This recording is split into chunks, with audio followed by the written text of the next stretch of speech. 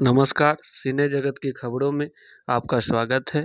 Bhojpuri film जीरा हमार से डेब्यू कर रहे आशीष पाठक। श्री विजन फिल्म के बैनर तले बनी इस फिल्म का कल मुंबई में धूमधाम से किया गया भोजपुरी फिल्म जीरा हमार का प्रीमियर।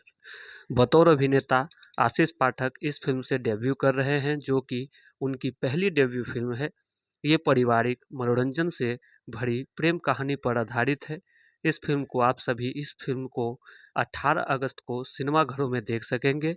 इस फिल्म के निर्माता भंवरलाल लखेरा उर्फ पीहू जी हैं। इस फिल्म को निर्देशित किया है संजन बी राज ने। इस फिल्म के प्रीमियर के मौके पर अभिनेता आशीष पाठक ने बताया कि इस फिल्म को आप सब अपना प्यार आशीर्वाद दीजिए और ये फिल्म 18 अगस्त को सिनेमाघरों में प्रदर्शित हो रही है। देखिए और मेरी और हमारे पूरी टीम का हौसला अफजाई कीजिए।